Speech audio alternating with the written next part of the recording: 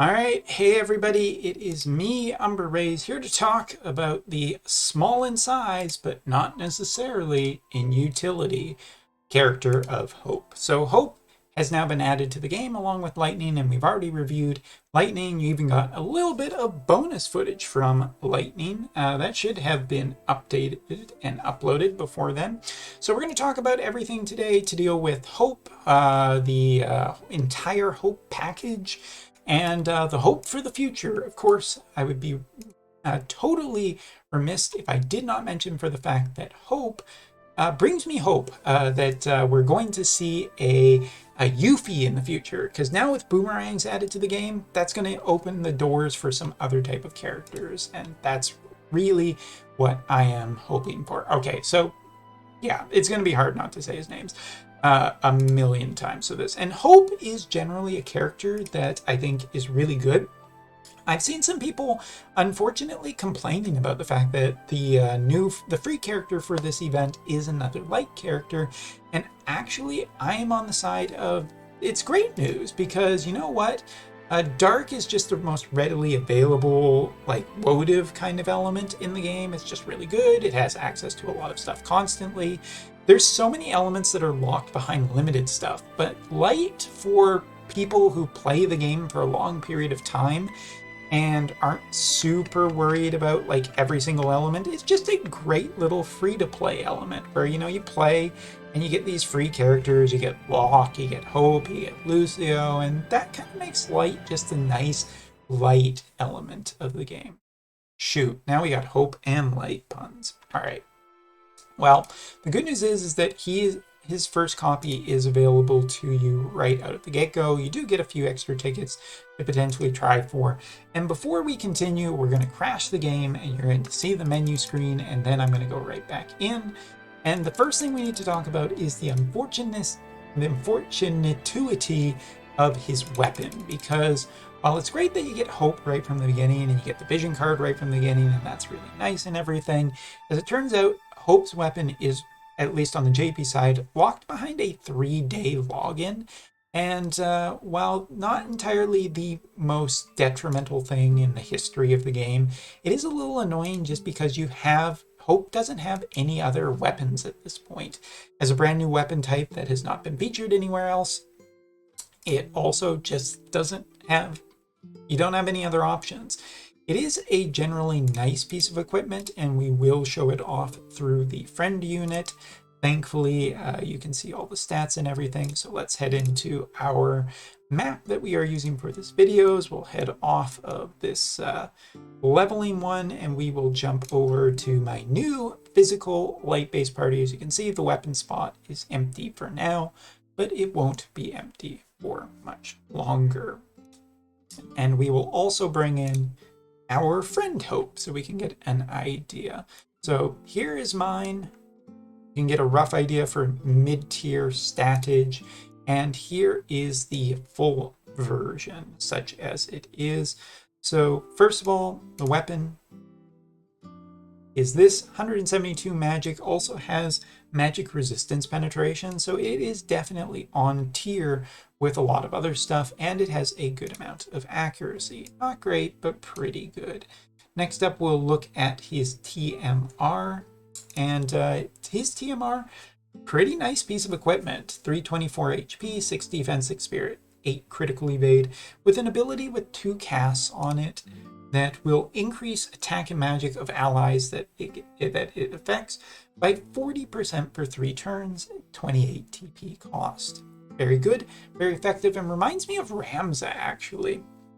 Ramza has a similar kind of buff, and now we see it here on a, just a general good piece of equipment, a good piece of armor. This is kind of interesting because for a support like Hope, yeah, this is kind of the thing that you would kind of want.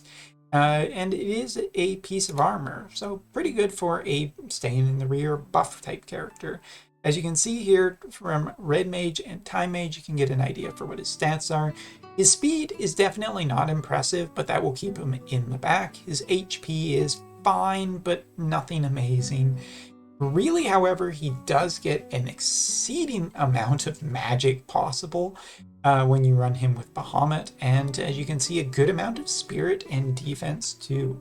Obviously, from the equipment here, we are pushing pretty high magic, and Hope is kind of this really capable damage dealer, but also a really important buffer. Taking a look at what his resistance is with the current equipment, 25% slash, 20% shooting, and 43% magic actually is pretty good against everything that Dark is dealing right now. So honestly, Hope should be pretty good at survivability, even against the counter element because of vision cards that currently exist. Also with the red Chocobo card returning in a couple of weeks, now that we know that the red Chocobo card when fully maxed gives Dark Killer too, yeah, it's looking like Light might be just really strong, but maybe not in an evade capacity. Talking about Hope's vision card too, really good stats on it that kind of that can either be used for a physical or a magical, but definitely benefits from magic a little bit more. 25 accuracy and 25 magic on the party ability is really good, with a damage cap increase of 2500 for guild fights where you're trying to go over and above. Magic attack and AoE resistance are increased from the use of this vision card. All right, and so let's talk relatively quickly about Hope's kit before we get into too much of the fight. We are just going to jump right in here and get going, but support skills, I mean, the usual red mage stuff to do with magic resistance and initial AP. Time Mage has its usual nullify, haste, slow stop, blah, blah, blah, and decrease skill activation time, but you're almost certainly going to be running Hope's main skills. First of all, Spirit increase by 12 for self and Spirit penetration by 40 is just really good for a mage overall. Next up is his other support skill decreases his skill activation time of 400. So there's almost no reason to run the Time Mage one, just run his primary one, and that's a big enough decrease to make a lot of his skills pretty close to instacast. As for his counter is pretty interesting to deal damage and decrease critical rate on the target it's hit by it. It's not too amazing, and you may actually choose to run Red Mage because Red Mage just gives you a chance for magical evasion. So if you build this guy more towards the be good against physical type attacks, then you may not need to worry so much about magical, even though he has a natural strength against it. So here we'll just we'll do the the basic stuff here as we get all ready. We kind of want to just have a little bit of fun. We don't want to get into this too quickly. But yeah, if we go back here, we want Engelbert up front. Of course, Guts is going to be cast. We don't really terribly care about that. And here's where we'll pause and just talk about what he has. So his limit burst increases his own magic by 40% for 3 turns, as well as dealing a great amount of damage. It is a 63 AP cost, so it's not exactly cheap, but he does have a high AP start, so that's good. Time Mage does have all the stuff you'd usually want. He does have Teleport, Immobilize, Grant Haste, Float for the float meta, haha, Inflict Slow, and Quicken. So he has everything that you would normally want from a Time Mage, Quicken being the operative one, of course. Next up for Red Mage does have Cure. It does have some damaging abilities, Banish, Asuna, Sleep, and Magic Jammer. So really, if you're doing PvP, I think Time Mage is the very obvious one, because with the decrease that you can get off of his skill activation time, you're essentially going to want to really use Quicken a lot. As for Red Mage, however, Red Mage might just be good for maybe a little bit of farm, maybe a little bit of PvP challenge, as Magic Jammer is just a strong hit, although be it single target. What you're getting in part for the trade-off for this is a couple abilities. First of all, this one, I do believe, reduce chance for counters. And this is a pretty important one. one. It does have a casting time on it, so I'm not 100% sure I do want to run it. But removing opponents' counters is pretty good, in today's day and age. So you may want to just have this anyway for PvP. More dangerous on a controlled PvP. The other ability that you get is essentially Stop. So he can cast Stop on an enemy, he can cast Stop AoE. Kind of interesting. I don't know if it'll be generally too overly good. Again, this is one of those things where it's like, it's probably better when you're controlling him, and you may or may not want to have the AI accessing this ability. As for basic attack, not too much to really say here. We're looking at effectively, and I just want to keep an eye that the music isn't too loud. A small damage one that also increases his magic. It is a little sad that he has access to this, and so does his limit burst, because essentially makes the two feel pretty similar. Except the limit burst is dealing a lot more damage and is AoE. So that is a all intents and purposes benefit. We'll take a look at two of his other skills. This one, which is a damaging capability, or a damaging ability, I should say. So this is his... Oh shoot, I misplaced it. Here.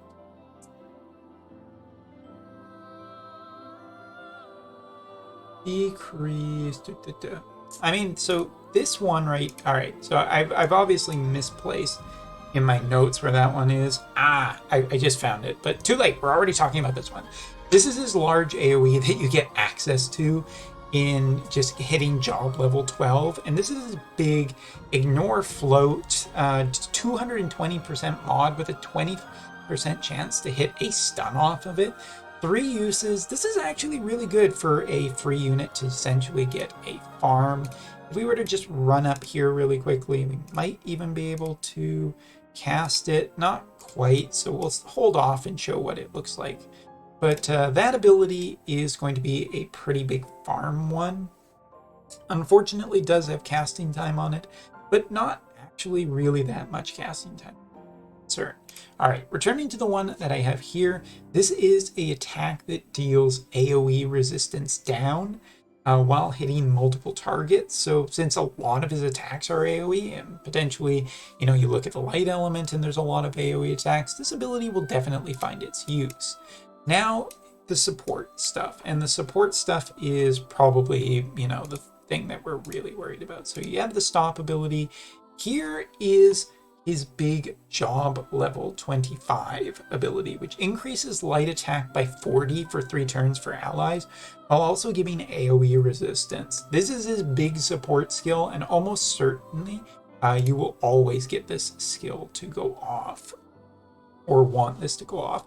And this is one of the things why I want to put Hope on a light party pretty much all the time.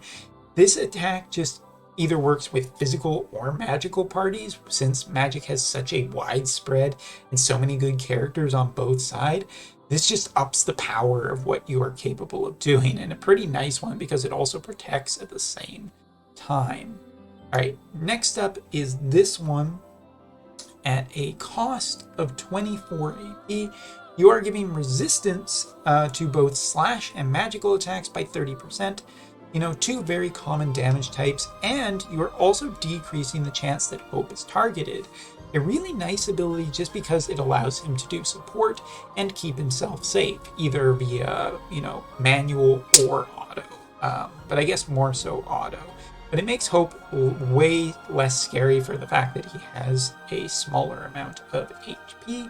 Also, ow, I hit my hand just a little too hard there. And here, his last one is probably the most interesting in his entire kit. This is his damage limit up. So increase physical damage by 20% for 3 turns to allies.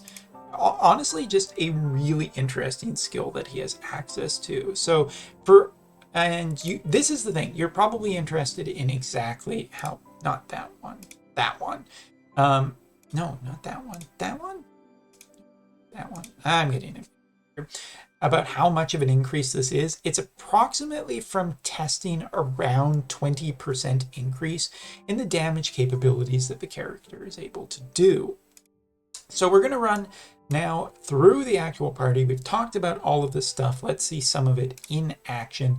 Starting off, we're going to use this light buff mainly because I don't have access to it through my hope yet.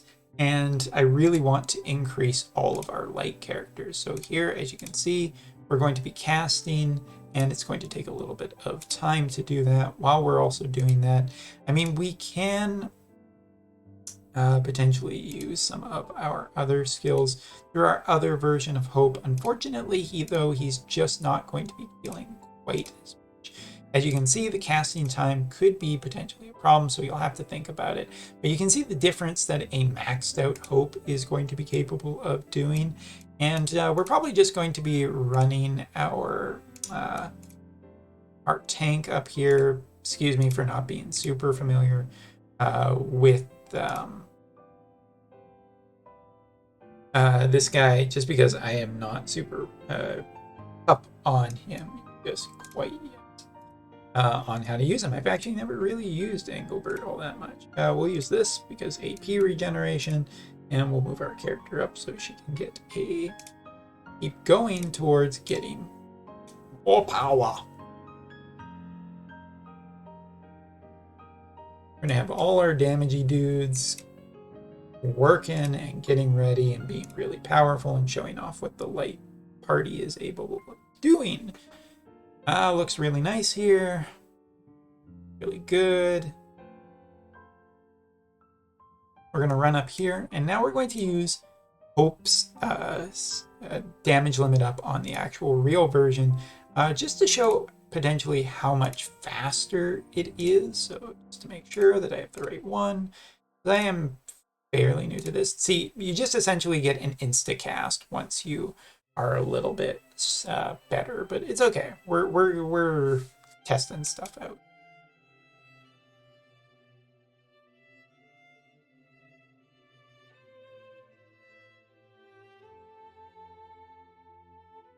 All right, so now we get to have a little bit of fun. We can see how much damage we are potentially doing here with Lock.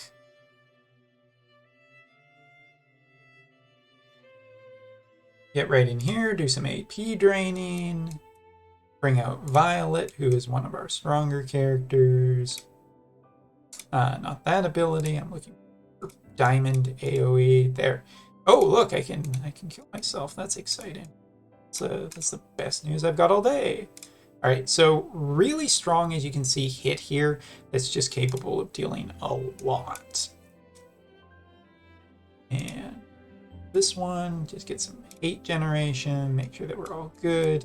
You know, we got Lucio, we got all of these, and as you can see, this is what's Hope's limit, the combination of his vision card and whatnot are able to bring to the light elemental party, just dealing more and more damage. And now that we got these new ones in, we can get Hope doing some stuff, I think. Don't think it would be that much of a problem. The limit burst, as you can see, that's how much damage it's roughly doing. I think we're going to try this, though, and maybe we'll just move Hope a little bit closer and try and deal a whole bunch of damage. So just cast it.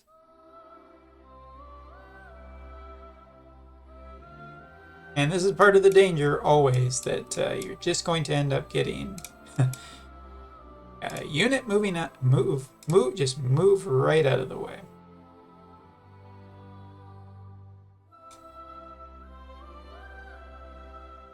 But hey, an enemy teleported in, so that's always good. Get rid of that guy, he's pretty rude.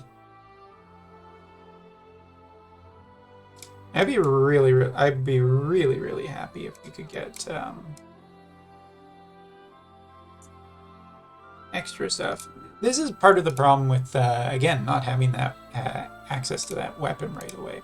We can get an idea for how much damage we are doing, and Hope does feel like a character that is effectively like building on stuff. So like the longer that a fight goes on, I think he has better access, especially if he's using his skills properly. Oh, we're gonna get a little bit poisoned. Take some damage, but you know, all right. We'll bring in Big Sister Violet here to get rid of some of these guys. And you know what? Maybe we'll just cast. Let's see, right in the middle battle, we can get a pretty nice cast here on a lot of our characters and up what they are able to do. Go after the main boss on this map. Can't tell if the enemies are just accurate or if I'm just having really bad luck. All right, there's the big buff. Now we bring in our guy, and part of the thing I do want to test eventually is like a chaining thing with Hope. There isn't really enough enemies at this point to really get a ton out of it. Also, just failing miserably on this. Oh god, it's just not working properly.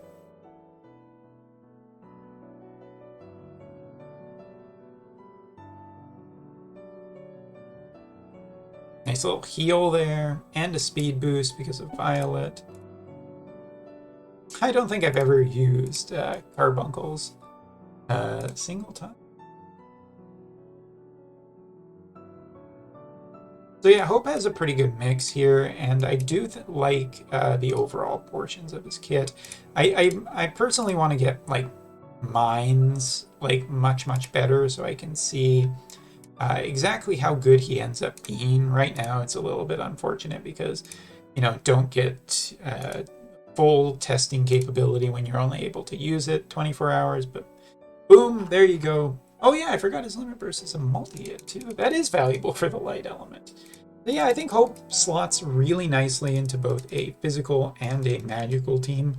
More testing I look forward to doing in the future, but I'm going to have to cut this video off now, and we'll come back to showing Hope off, especially once I have him a little better built with a little more stuff. So hope you enjoyed this video and an insight. I think Hope is actually a really great little addition to the light element.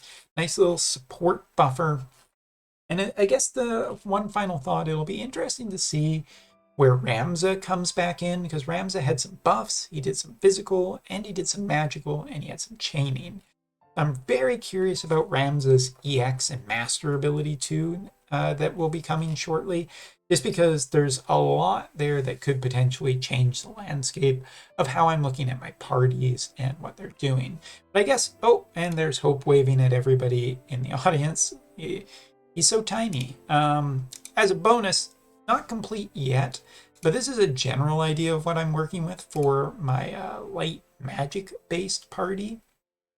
With the one character that I'm thinking of putting in there instead being Ramza, but kind of need to see what his EX and Master ability look like before I fully settle on it. So yeah, thanks for watching, take care, hope you enjoyed it, and see you next time.